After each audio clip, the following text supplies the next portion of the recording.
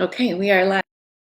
Welcome everyone, Yvonne here from My Halal Kitchen, and I have a really special guest for you guys today, Adnan Durrani, Chief Halal Officer of Saffron Road. Welcome, Salam Alaikum Adnan, thank you. Walaikum assalam to you and all of your fans. It's wonderful to be here with you especially. Yeah. Oh, it's been a long time since we've actually spoken and seen each other, not just because of the pandemic, but you've been really busy at Saffron Road. And today you're going to tell us all about the journey that you've been on, right? Absolutely. So for those of you who are sort of new to my channel or my page, and I know many of you have been here for many years and followed along the path of, from the beginning until now. And those of you who have been here from the beginning would probably know and recognize that I have been a longtime fan of Saffron Road products and worked with Adnan from the very beginning. We were just talking about this, that we've started maybe 11 years ago or more now. At least, yeah. And I started my website around 2008. We met around that time, and then you were one of the first people to give me the opportunity to work with your products and start recipe developing and recipe testing. So thanks to you, I got some really good experience in the beginning, and thank you for that opportunity to do that. No, actually, we owe it to you, Yvonne, because you actually reached out to us, and it was just wonderful. I was thinking about this. Both of our careers kind of evolved from the same starting point. We started American Halal Company actually in 2010 and launched Saffron Road in 2011 as our flagship brand. And mashallah, it's just been wonderful seeing you blossom.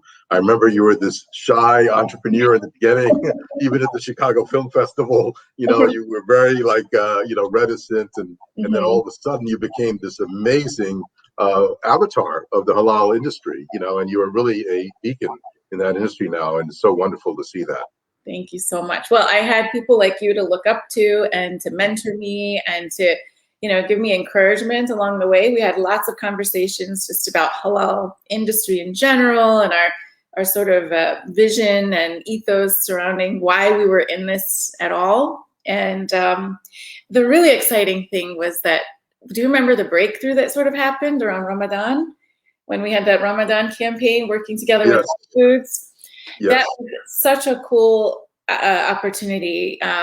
When the three of us kind of all came together, and I did some recipes with your products, and then Whole Foods did a campaign, the very first Ramadan campaign ever, right, with your products. Yes. Yeah, first Ramadan campaign of any retailer, actually in the entire United States, especially a national retailer. Yeah. Yes, and that made it to like national newspapers and outlets. I mean, it was a really big deal. And I remember before that, we didn't see Happy Ramadan in the stores. We didn't see Ramadan sales, nothing like that until that point. And I think, you bring some fantastic quality products to the marketplace. And I think that was the reason why, it was so easy for them to do. Thank you. Yeah. We had good partners there at Whole Foods too. That really made a big difference, And you're still available in Whole Foods, but now you're available in so many other places, right? So I would like everyone who isn't familiar with Saffron Road for you to tell us more about how did you start American Halal Company, why Saffron Road, why the products. You have a really interesting way of doing things, and entering not just halal, but like making your products available and attractive to mainstream. Sure. Our journey really started as a social experiment. So when I founded American Halal, I was doing a lot of research on the halal industry in the US. And this is kind of my fourth food company. I've been in the organic natural food space for about 30 plus years. And, I've been involved in helping found and launch companies like Stonyfield Farms Yogurt or Vermont Pure Spring Water, which my wife and I launched and built to the second largest, bottled water in the Northeast. So I was very familiar with how to work with retailers, large retailers and buyers, how to scale niche products into the mainstream. And I like to joke that, my partners up till then, American Halal were primarily my Jewish cousins, like Gary Hertzberg and others who mentored me and taught me a lot about social responsibility and how to build brands that had strong ESG, foundation to them. In those days, nobody even talked about social responsibility. When we used to tell our shareholders or investors that, look, we're going to take a portion of our profits, for example, at Stonyfield, and donate it to Profits for the Planet, they looked at us like we have 9 heads and said, what are you talking about? Those profits are meant for shareholders. And we said, no, you have to, we're a cause-based brand, we're a socially based brand, and we have a mission. And if that mission thrives, it builds brand value, it builds affinity with consumers. So that's kind of the edification that I came from. That's the grounding that I came from. And so when 9/11 happened, and I worked on Wall Street for many years, I was actually driving towards the towers when it happened, and I was in a coma for like a month because I felt like our religion had been hijacked. And I thought to myself, I had an epiphany at the time, and I thought to myself, what if I built a food business that actually had social impact, that could bring a different image of American Muslims to America and the world?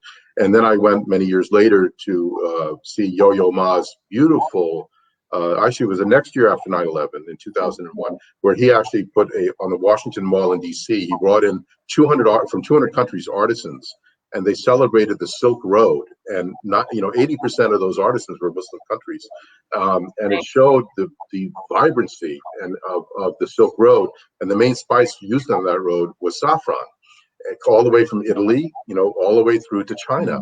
And I thought, wow, what if we had a brand named Saffron Road, and it celebrated the commonality and richness of all these cultures coming together on the Silk Road, and that we built a brand around that, about a journey to better faith, a journey to better culture, a journey to better food, a journey to a better environment, a journey that's better for the earth and better for humanity. That's kind of the foundation of how it happened.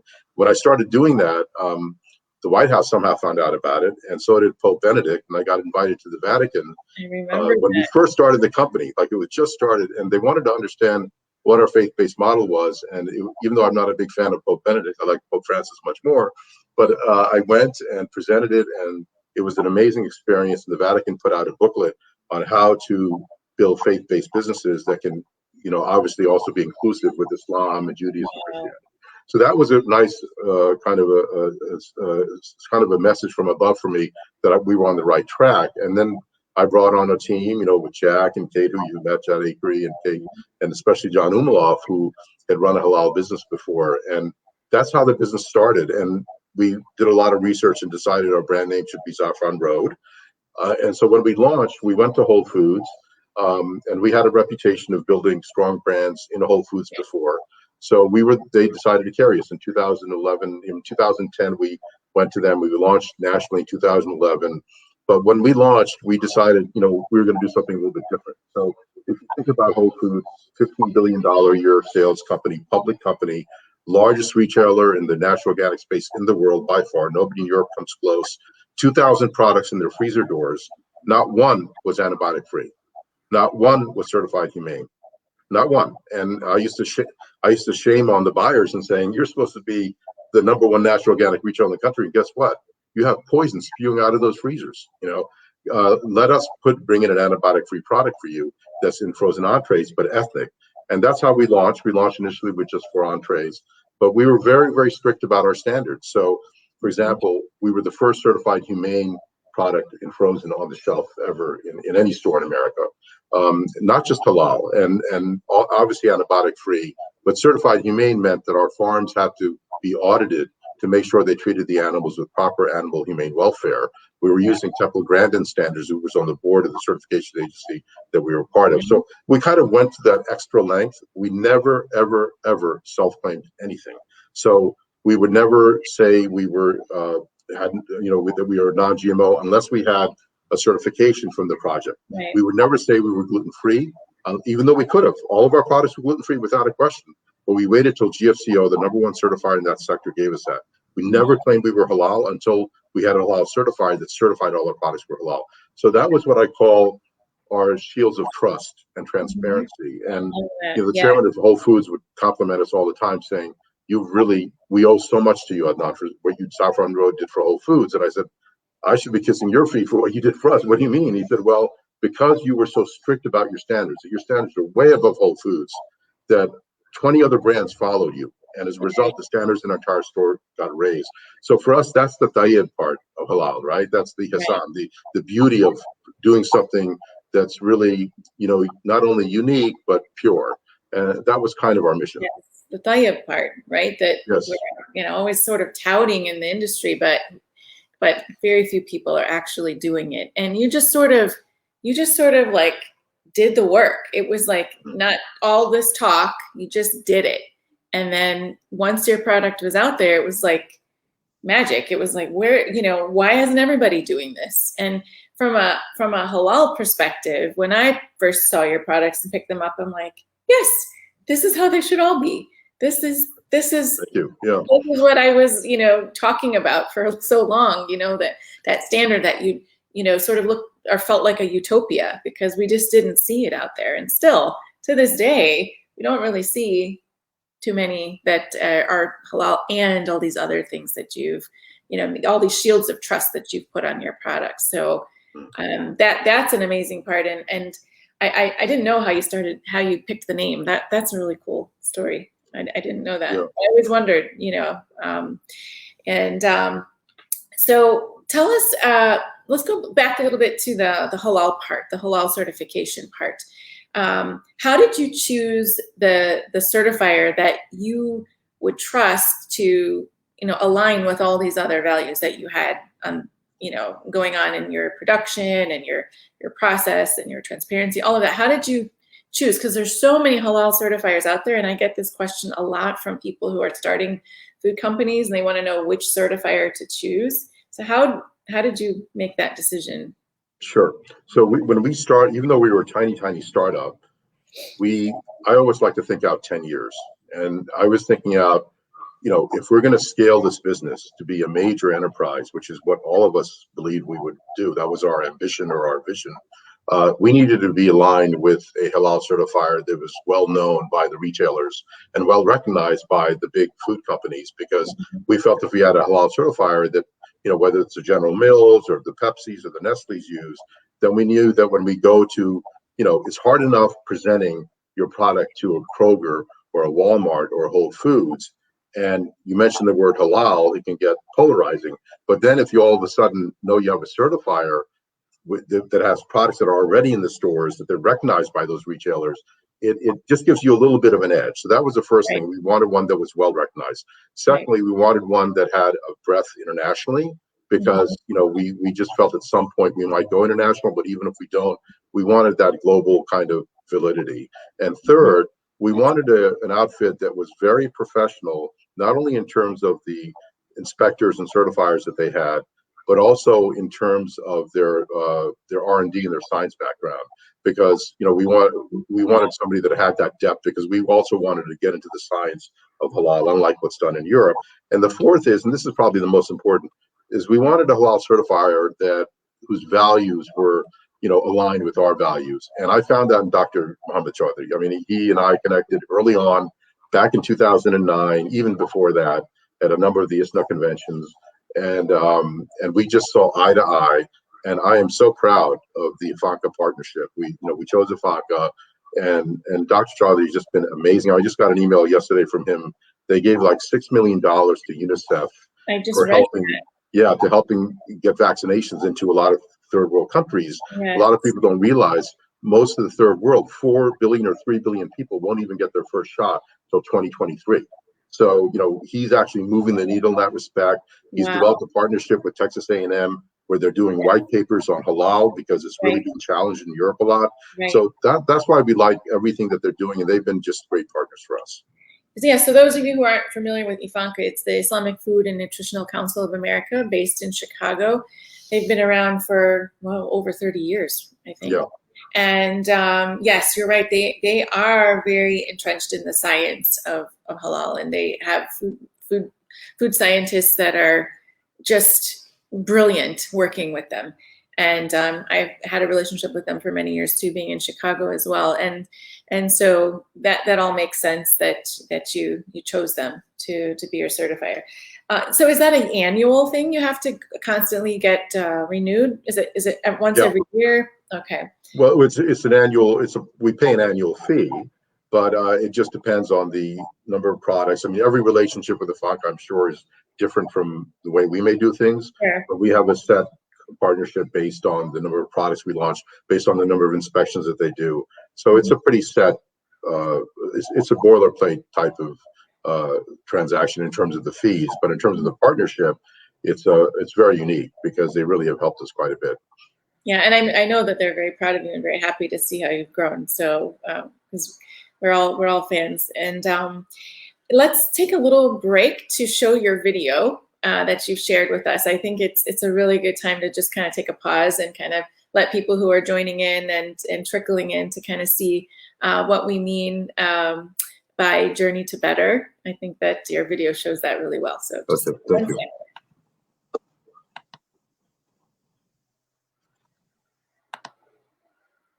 And let me know if there's any trouble seeing it, but I think we got it. We're all on our own journeys, yet they're rarely just about ourselves. They're about our families and friends, colleagues and communities. Our journey here at Zafran Road is about your journey, seeing if we can make your journey a little better by bringing you food that is awesome in every way. It's a demanding journey, one that doesn't just produce food, but a cleaner, fairer, and more sustainable world. It's about only working with farmers that raise their livestock humanely, who never use antibiotics, growth hormones, or anything but 100% vegetarian feed. Only using non-GMO verified chickpeas, being proudly halal from day one. And it's about principles, going beyond just saying we do these things to meet the arduous standards for third-party certification. It means making food we love, pure and authentic food that uses locally sourced artisan ingredients. Green curry paste from Thailand, rice noodles from Singapore, grass-fed beef from New Zealand, and our Oaxacan enchiladas are hand-rolled with heritage nixtamal corn, exactly as the Mayans did. We cook in time-honored ways, using classical ingredients. Sometimes the ancient traditions are actually what our modern lifestyles need the most. So we use legume-based proteins, like chickpeas and lentils, that have powered the world for millennia, not protein isolates discovered in the lab in the last decade. It's not the easiest way to do it, nor is it the cheapest, but it's what our mission demands. It means not just having pure food, but a pure spirit as well. Nurturing our people and our partners, taking care of our communities with meaningful actions to strengthen and support the most disenfranchised communities. The path less traveled is that way for a reason. It's hard, but we're fueled by the good that bringing ethics back into the food system creates. Especially in today's complex world, our journey to better seeks to bring compassion and the cultural harmony that only world cuisines can bring. We are living proof that there is value in values. We've gone from just 4 frozen entrees in Whole Foods to over 70 products and 15,000 locations in just 8 years. We've earned the trust of those who ventured on this journey with us and the ability to take our brand to places we never imagined. And as we help grow the ecosystem of those who make food and sell it the right way, so too will we help grow the number of lives that can be enhanced by it, which in the end is what matters most. Because while our journeys may all be very different, we're all really trying to get to the same place, to better. And for us, there's nothing more powerful and motivating than knowing that the more we at Zafran Road are able to get there, the more you will be too. Zafran Road, Journey to Better.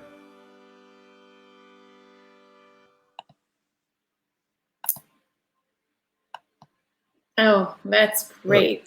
Thanks for playing that. It's a shameless plug, but I appreciate it. Oh, I love that you did the voiceover for it too. They somehow needed me to that.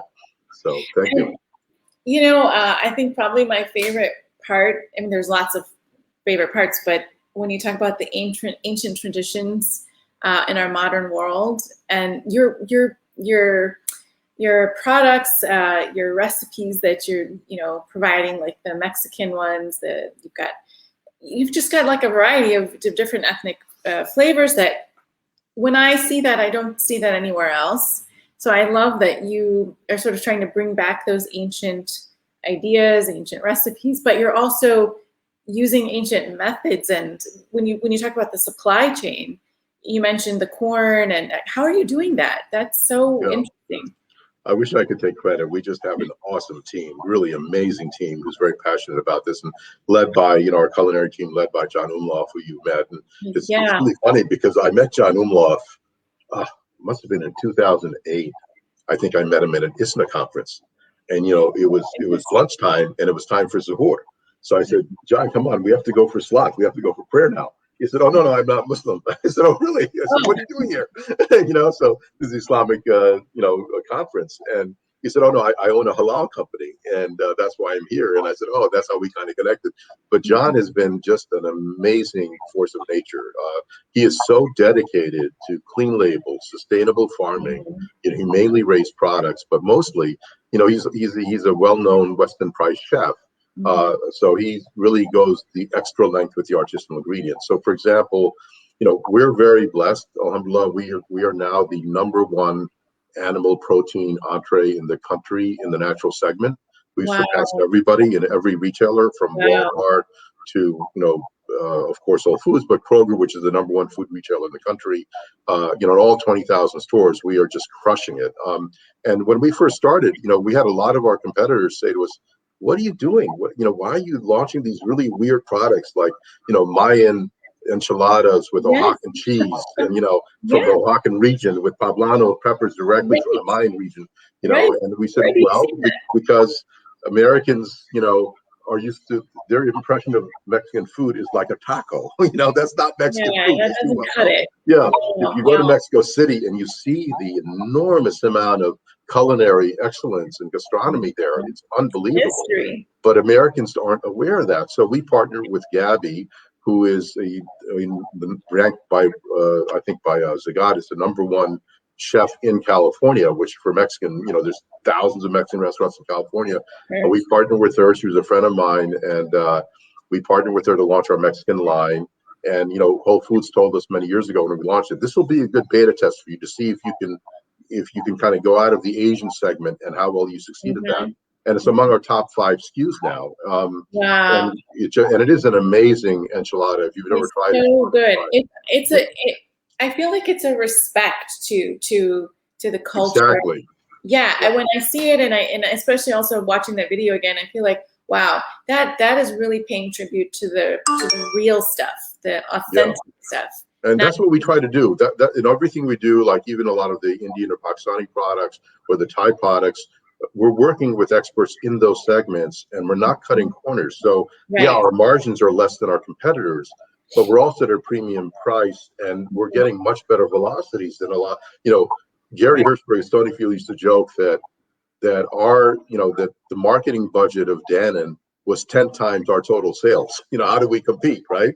So the way we compete is really by putting out really high quality products. Yes. And as a result, whether it's Lean Cuisine at Nestle, or whether it's Healthy Choice at Conagra, or whether it's Smart Made at Kraft Heinz, we're beating them. And so we're not competing against halal companies, to be honest with you. 85% of our consumers are not even halal consumers. They're millennials and aspirational baby boomers who really identify with our values around clean label, healthy foods. So that's why, I say that halal belongs in it's a subset of a food tribe. And when a number of large companies talk to us and say, where do you fit in? Are you like a halal company? Are you an organic company? Are you a GMO-free company? Or, what is what? I said, it's not linear like that. It's very spatial. It's like a Venn diagram. We're a circular brand that's part of a food tribe. And today's millennials and aspirational baby boomers identify socially with food tribes. And that's why Kate and the marketing team have been so awesome at really going and digitally in social media, whether it's Pinterest or whether it's Facebook, whether it's what we do now with influencers like yourself, is really try to connect with those food tribes, because today's consumer, and we found this true during COVID at another level, they're really looking for adventure in food. They're looking for, I call it wanderlust. What happened during COVID is people were sequestered. They couldn't travel, right? And so the way they got their wanderlust was through food or through various other activities. And what we found is, IRI is Information Resources Incorporated. So IRI and Nielsen are the 2 biggest research outfits that collect data analytics around grocery stores, right? So every time you pass a product through a scan at a grocery store, it goes into a data bank. Billions of data are stored in there. And they put out a seminal report at the end of last year called The Premium Opportunity. They identified only 2 brands in frozen entrees nationally that were crushing it, Amy's and Saffron Road. And what they thought was really interesting in that report was they said that it's really interesting that, now consumers during COVID, especially the last year and a half, put health and body as a first defense. So this is unlike any other crisis, it's a health pandemic. So people were very concerned about better for you products. And they were both lower income, this is amazing, lower income and higher income, and to a greater percentage, lower income households were paying up for premium products that address health concerns.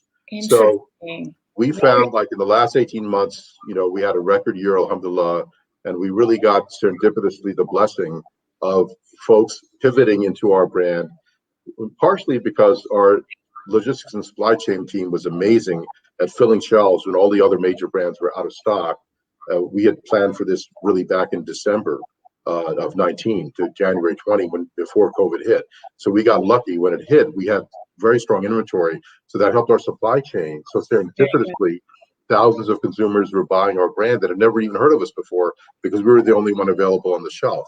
So then we used digital marketing to harvest those consumers.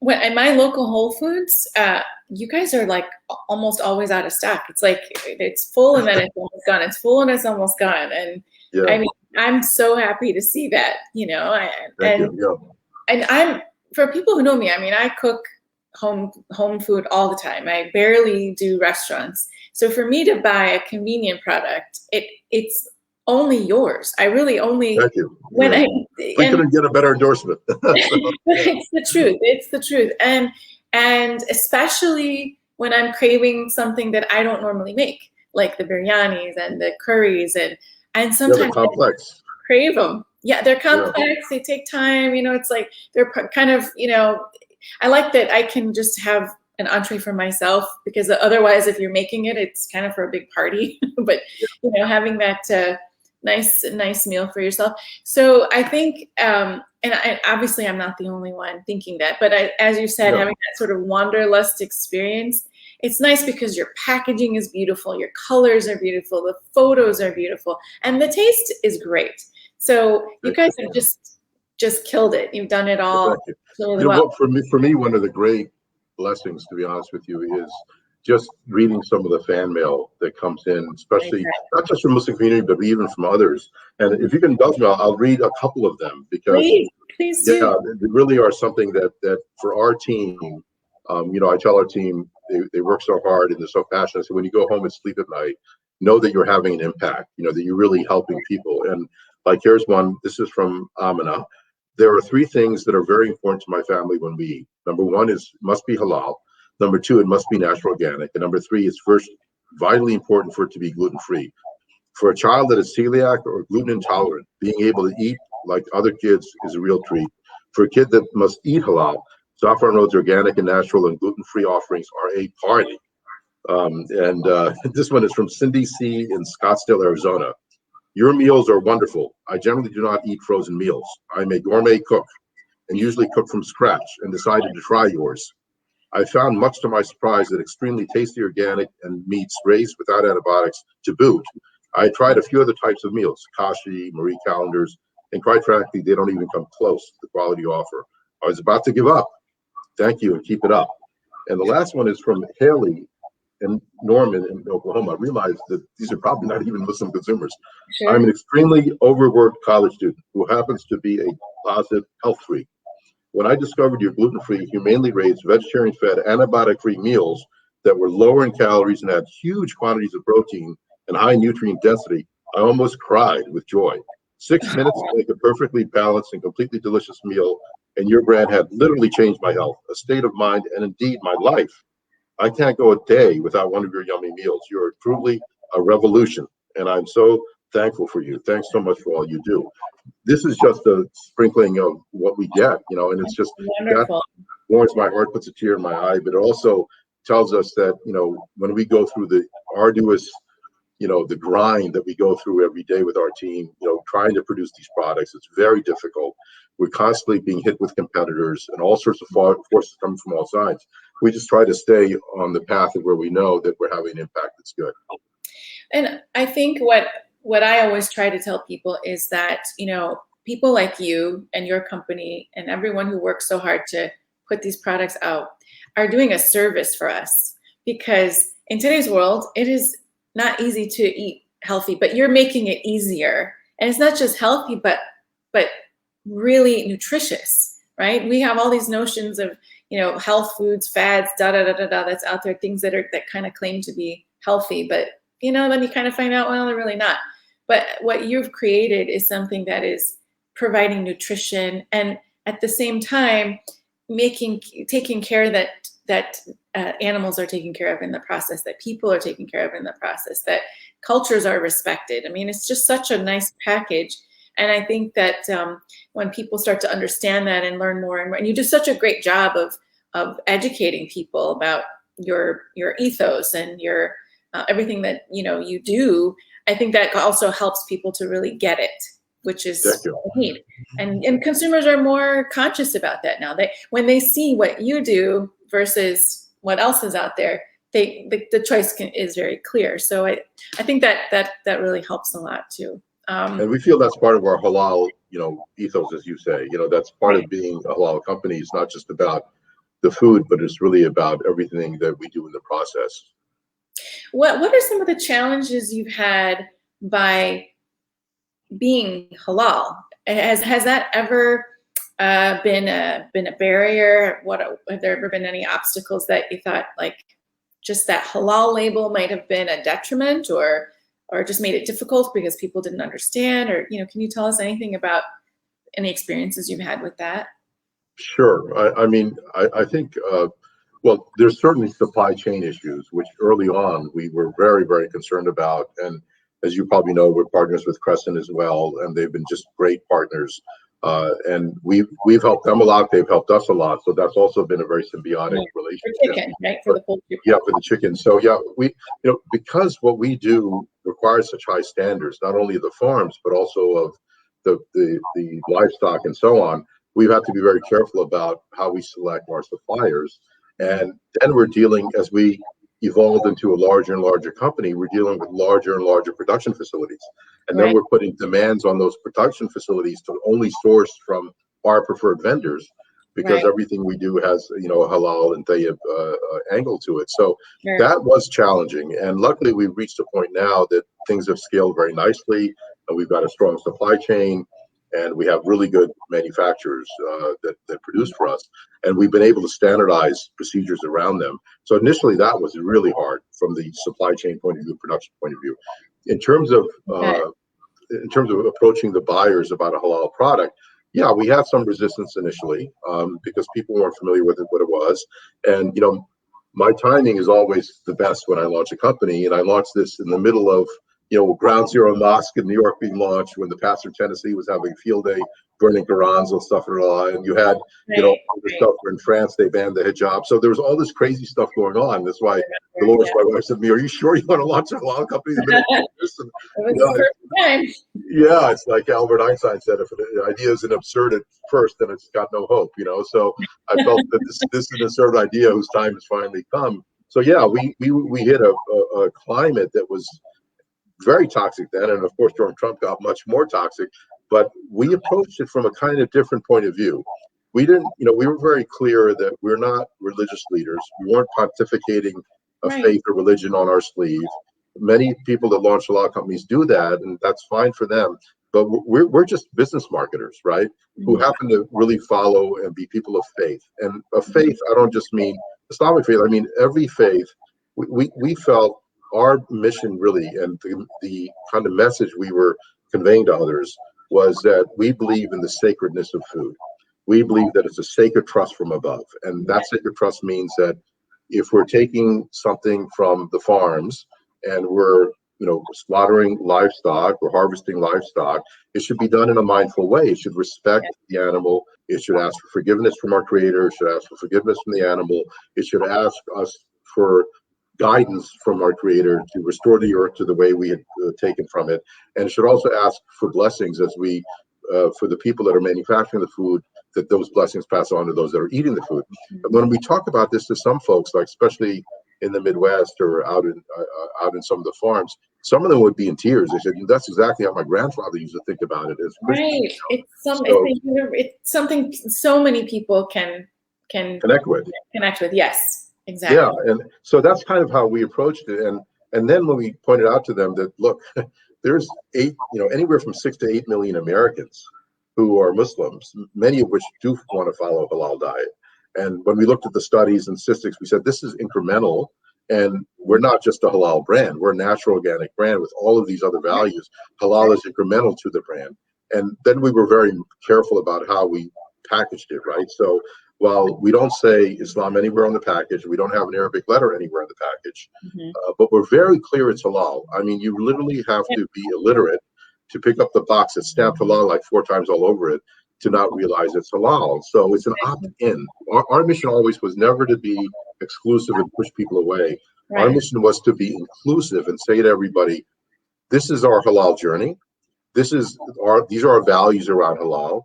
We welcome you to join the journey if you want to continue with us. And so that's how we welcome people into, kind of the tent and said, this is what our journey is. And if you agree with these values, please join us on this journey to better. And you've done an excellent job at that. Absolutely excellent. I mean, I think so many people respect that, and they can connect with it, and they can just move on and just enjoy the food, right? And that's what exactly it is. So food's the ultimate connector, so. Right.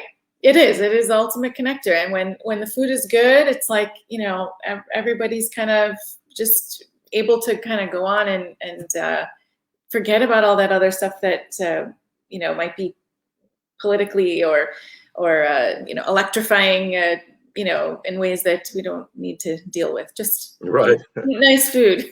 Just exactly. Fun. So tell us, okay, so we've talked a little bit, a lot of what we've referenced have been your entrees. So tell us more about the other products you have, because people have been asking me lots of questions. Actually, you used to have the broths, right? Now those are not around anymore. I used those all the time. I know. So yeah. We were the only ones that had halal chicken broth, and then the only ones on the market that had lamb broth, and of course the vegetable broth. But tell us. Readers are asking. So can you please sure. about why they're So I'll give you just a little bit of context. So in 2015, we bought a company called Mediterranean Snacks, which was primarily a lentils, legumes snack company, was the leader in that category. And our company went from like 40 or 50 products to 300 products overnight. And it was a little bit nutty. And yet there was only 10% of those products that were producing 90% of the sales from the Mediterranean snack line. So we had a pretty rough time in integrating that. And from a business point of view, we had to do what's called product rationalization because it was really great. It was a big drain on our team. We're a small team. And you can imagine with 15 manufacturers at that point, it was just too much for us to handle. So we decided to pare that down. And we're still the leader in chickpea snacks. We have the only organic chickpea snack on the market, actually. But as a result of that, paring that back, we then took a look at the whole portfolio. So we're in basically really 2 temperature states and 4 categories. So we have frozen entrees, which is our leader. That's where we're the champion. And then we have our chickpea snack line, which we're also the leader in organic chickpea snacks, which is a shelf-stable, pantry type product. We also have a line of simmer sauces. If I have a couple here, these are kind of our simmer sauces. Excellent. That's one of my favorites. Yeah, and we have that in Thai and Indian and Korean stir fry and so on, which are done really well. We've been in those from the beginning. Those are the only non-GMO verified simmer sauces in pouches. And then we also have a line of we had broths and nuggets. So the broths, we were, like you said, we were the only antibiotic-free halal broth in Tetra Pak in the world, which is free of like 70, BPA and all these toxins. We had that for like 8 or 9 years, and the last 3 or 4 years, we tried to do like an extensive campaign into the community to help support that line because we've been losing money on it for the past 4 years, but we kept it because of the community. Because we knew there would be an uproar in the community if we sunsetted the product. And unfortunately, after 4 years of not really getting the most of the, we just weren't getting enough of buy-in from the community on it. So we had to sunset it. And similarly with the nuggets, we had the only chicken nugget that was real chicken. I mean, it wasn't just breaded, it was pure chicken tenders. And Yeah. so obviously it was 4 times the cost of our competitors. And we kept it going for a while. And then there was so many competitors that came into the nugget category. And ours was gluten-free, and it tasted better than the products out there that were So gluten-free. good. Yes. So it was just a really great product. And I can't tell you the amount of blowback I've gotten from family members over the nuggets and the brats. But unfortunately, those were just business decisions we had to make. Sure. And looking back, when we made a lot of decisions in 18 and 19 to really optimize our portfolio. And when COVID hit in 2020, alhamdulillah, we were just so lucky. Good thing Because you had did. we kept Yeah. those products, it would have hurt us really badly last year because of the supply chain squeeze on those types of products. Yeah, that's what I was going to ask you. I mean, because the thing I kept reading about COVID was the supply chain that was affecting everybody around the world. All the food manufacturers were just, if you had a line of products that needed multiple ingredients, you're just in trouble, and most of the time. Yeah. So And we're very dogged about how we source things. So, for example, our halal broths, the same chicken bones that we hand slaughter the chickens from our farms, we're going to a separate facility in Wisconsin where they're being made into broth. The same exact chicken bones from our own chickens. So we really took those extra steps. And similarly with the nuggets, right? So when we rationalized in 18, 19, we knew that we couldn't support that supply chain. We had no idea, obviously, COVID was going to hit. But in January of 2020, we had a couple employees here from China. And one of them knew the people in Wuhan pretty well. And they kept warning us that things were much worse than the media was telling us here. So we took a calculated risk in January, and we tripled our inventories on frozen. And in March and April, when COVID hit, and Nestle was 50% out of stock, Conagra and Kraft Heinz were 50% out of stock, we called up, Kroger, Walmart, Whole Foods, said, hey, we're flush with inventory. Let us pull our trucks up to your distributors and fill the shelves. And alhamdulillah, that's what we did.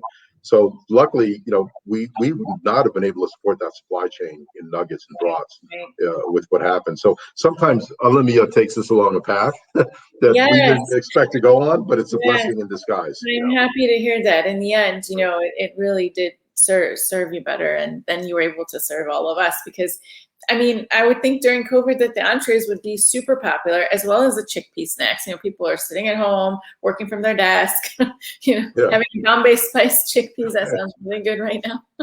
Yeah, exactly. But yeah, trying to save money, save time cooking if they're working from home, or just not wanting to cook and wanting a healthy meal. And we couldn't go to restaurants, so the entrees were perfect. Yeah, we got lucky. We really did. It took off. We had a record year, last year. And by the way, most of the brands that surged during like April through June then dropped off dramatically. But we kept having record months, and to this day we still keep growing because we were able to harvest those new consumers who came into our brand, and they haven't gone back to their old brands. They're sticking on the consumption sales with our brand. But I think one of the other reasons too, Ron, is we're seeing a big change in the way consumers look at food brands. As for 30 years, my devotion has been to socially responsible businesses that have impact. And that's really one of the great messages, is that I really believe that I was taught this by my friends in Social Venture Network and by Gary Hirschberg and others, that enterprise or business can be used as a tool for social impact. It can be used as a tool for change, for big social change. It can be used as a tool for advocating for social justice. And that's what we're all about at Saffron Road. I mean, when COVID, like in probably April or May of last year, when COVID was surging, and I kept telling our team that you're very blessed that we're doing so well. And, we have to always count those blessings because it's the sacred trust that's given to us, and I said, there's something we have to do. We have to do something. There's people really suffering, especially doctors and nurses. And I called up my friend, Daniel Lebetsky, who's the founder and chairman of Kind Bar and Kind Foods. I said, Daniel, are you feeling the same way? I'm feeling like we're just not doing enough. We're benefiting, but are we really giving back anything? He said, oh, you should join me. I'm doing something called the Frontline Impact Project. And what that was he wanted to get together a bunch of brands to provide food for hospitals and doctors and nurses and nursing homes. So Saffron Road was the first brand with Kind to partner, and then we brought 60 other brands into it. And as a result, we ended up getting 600 institutions, hospitals, nursing homes, about 1.1 million frontline workers that needed in 50 states. And Kind and Frontline Impact Project had set up tents with freezers and microwaves. And this was during Ramadan, by the way. And we didn't even realize that last year. And so all of a sudden, doctors, many of whom were Muslim, we didn't even know, we were getting letters from them. In their aprons were packing in like potato chips because that's all they could eat under their masks because there was no food. Halal carts were closed, restaurants were closed, hospital cafeterias were closed. And so the impact that we had was really, really magical. And thousands of meals were given out, and we continued with that. And similarly, years before, we partnered with Launch Good, when the whole New Zealand mosque massacre happened, or when the Pittsburgh synagogue was attacked. Launch Good actually raised more money from Muslims than Jews raised for that synagogue. That's part of our mission. So, whether it's that or Black Lives Matter or what we've done with the Asian American Pacific Islander community, these are all things that anybody can do. It's not just us. And so I really encourage entrepreneurs that are out there, whether they're in food or travel or fashion or anything, that they start to think about the impact they can have. They can have a very big impact, even in a small way. Right. And consumers can get behind that and say, if I support this business, I know they're going to do good. And so it's like it's a really nice circle of good. And, that makes us feel good about buying something. Even, I hear a lot of people complain about how halal things are more expensive or organic is more expensive. And we talk a lot about like the health aspects of that. But what about the economic impacts of that? That when your neighbors are doing better, we're all better. Everybody benefits from people not suffering and solutions. And you can't just do things without money. You couldn't have, if you didn't have a profitable business, how could you help all those doctors, right? I mean, so I think that there's so many lessons built into your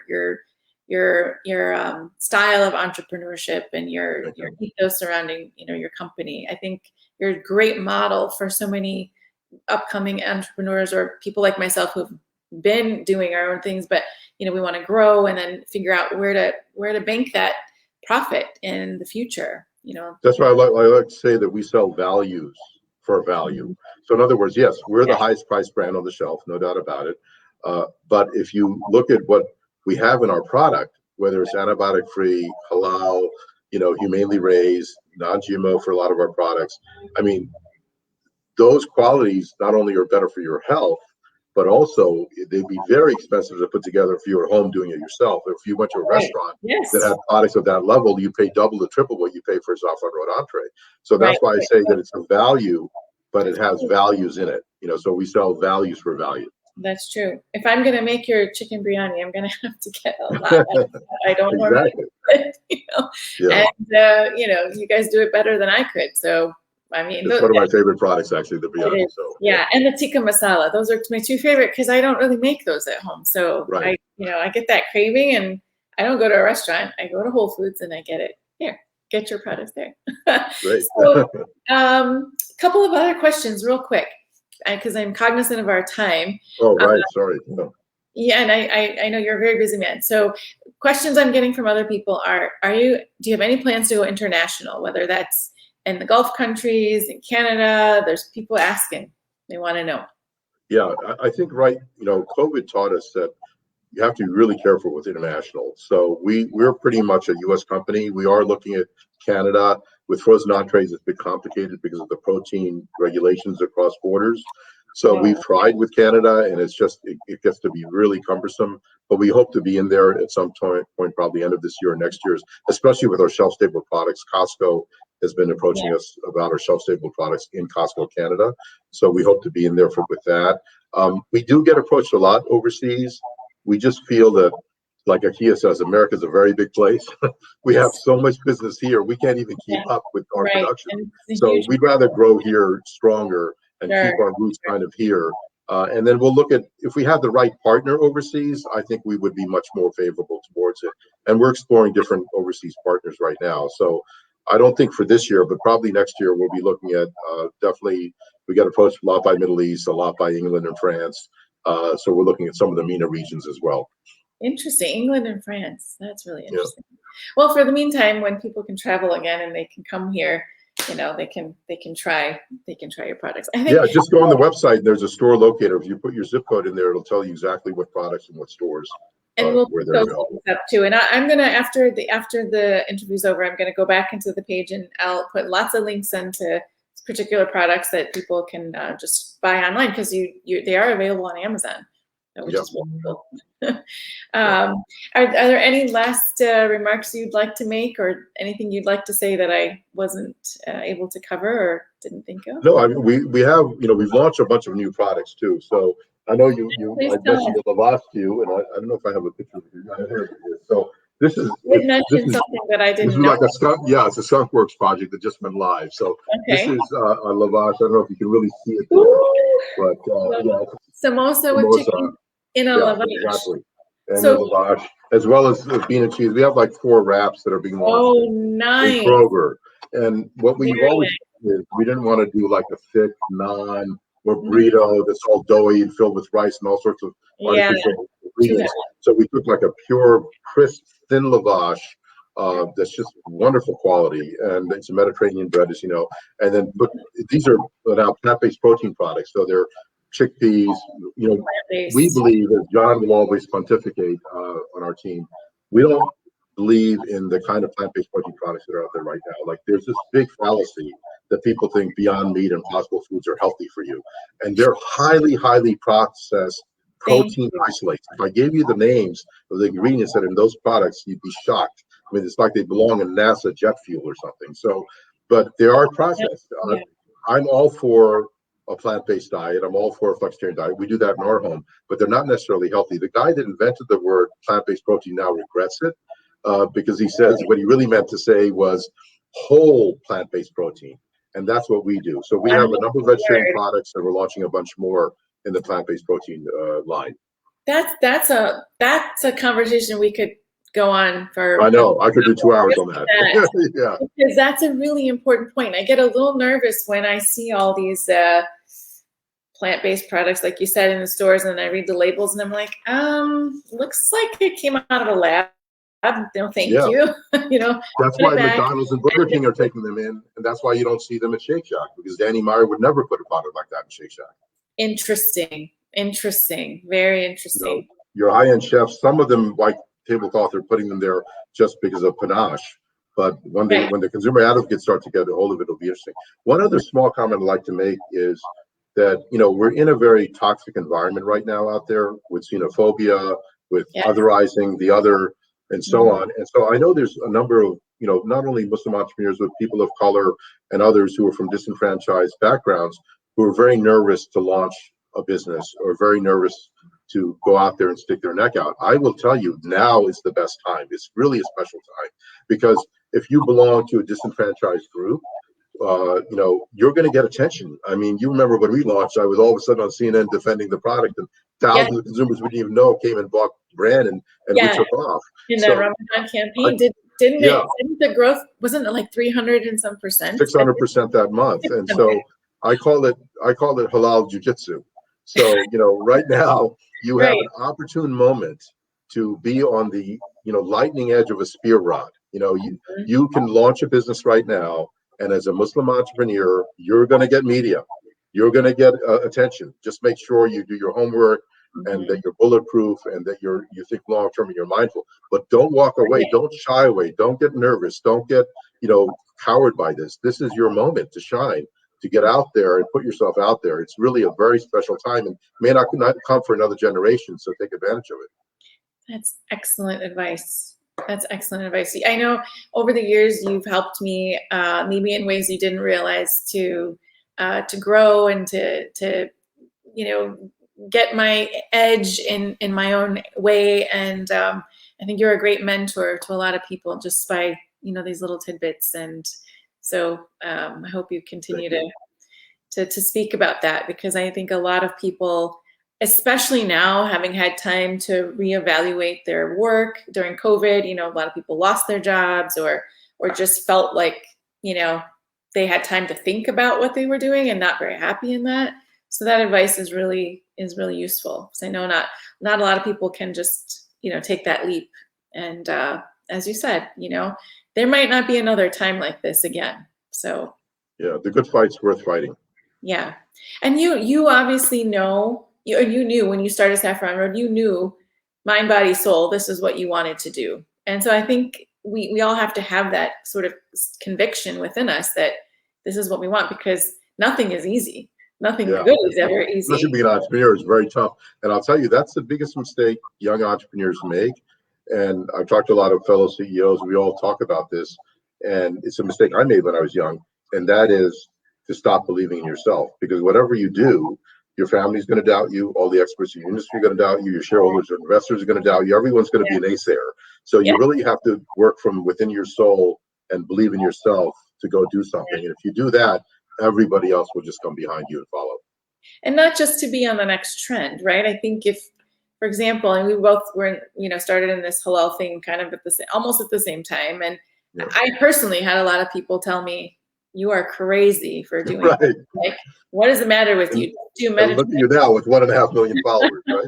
So, But, That's how you have a burning desire to do something and you know that the world needs it. I think that's the part that really got me, was that Islamophobia, that time period shortly after 9/11 was, it felt really important to just, lift the veil, so to speak, on all of the ignorance out there about halal. And I thought, who better to do it than people who understand it, right? It's our duty to kind of get out there and, educate. And from that point forward, I think once that's done, then we can get on to better things, like do some recipes, do some cooking, get a great product out there. It's just so much easier once all of that fluff is taken care of.